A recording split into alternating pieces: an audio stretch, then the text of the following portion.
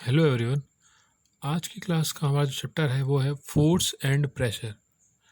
आज के इस क्लास में हम जो पढ़ेंगे वो है force and characteristics of force. Force force होता क्या है? अ पुश और अ पुल। अ पुश और a pull on an object is called as a force. Push मतलब किसी चीज़ को धक्का देना, धकेलना, वो होता है पुश। और पुल फोर्स किसी चीज़ को, किसी ऑब्जेक्ट को अपनी तरफ खींचना, वो होता है पुल। तो ये दोनों फोर्स पुल या पुश कहलाती है हमारे फोर्स। जैसे कि एग्जांपल दे सकते हैं आप, pushing a door, pushing a luggage, फिर ओपनिंग अ ड्रॉर। पुल कर रहे हैं ड्रॉर को खोलना है तो पुल करना पड़ेगा। जैसे ये ट्रॉली जैसा दिख रहा है आपको, यहाँ पे क्या हो रहा है? पुल फोर्स। और ऊपर वाले ऑब्जेक्ट्स में क्या लग रही है? पुश फोर्स लग रहा है। नेक्स्ट जो टॉपिक है वो है कैरेक्टरिस्टिक्स ऑफ फोर्स।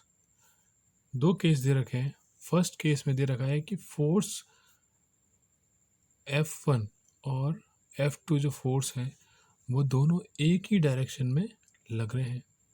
जैसे कि आप देख सकते हैं, दोनों एक ही डायरेक्शन में लग रहे हैं, F1 और F2। सेकंड जो केस है उसमें F1 फोर्स और F2 फोर्स जो है दोनों अपोजिट डायरेक्शन में लग रहे हैं एक दूसरे के। तो इन दोनों केस में हो क्या रहा है? फर्स्ट केस में जैसा कि देख सकते हैं, फोर्स जब दोनों एक ही डायरेक्शन में लगेंगे तो वो दोनों फोर्स क्या हो जाएंगे? ऐड हो जाएंगे। और नेट फोर्स जो मिलेगा हमको वो दोनों का एडिशन मिलेगा। मतलब F1 प्लस F2 हमको मिलेगा। F1 प्लस F2 हमारा नेट फोर्स होगा। और दूसरे केस में क्या होगा?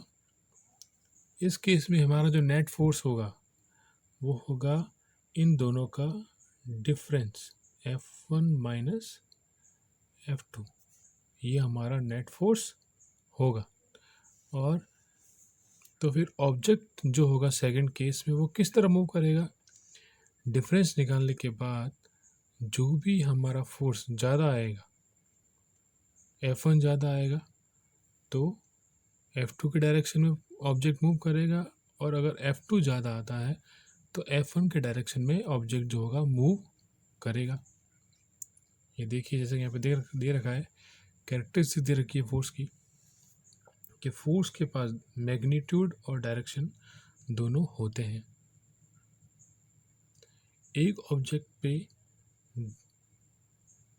एक से ज़्यादा फोर्स अप्लाई हो सकते हैं। अगर फोर्स एक ही डायरेक्शन में अप्लाई होते हैं तो वो ऐड हो जाएंगे।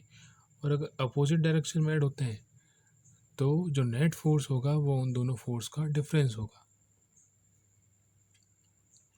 और अगर किसी फोर्स का मैग्नीट्यूड या फिर डायरेक्शन चेंज होता है तो उसका इफेक्ट भी चेंज होगा। फोर्स जो है किसी भी ऑब्जेक्ट का स्टेट ऑफ मोशन चेंज कर सकता है।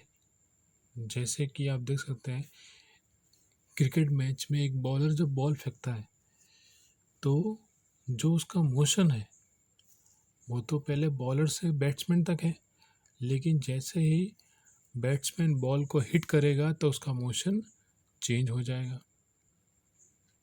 या तो उसका मोशन और फास्ट हो जाएगा या फिर स्लो हो जाएगा या फिर बॉल वहीं पे रुक जाएगी।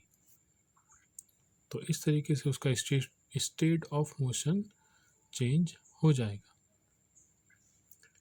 नेक्स्ट है कि फोर्स अप्लाई करें तो हम किसी ऑब्जेक्ट का जो शेप है वो चेंज कर सकते हैं, या फिर ऑब्जेक्ट का जो शेप है वो चेंज हो सकता है।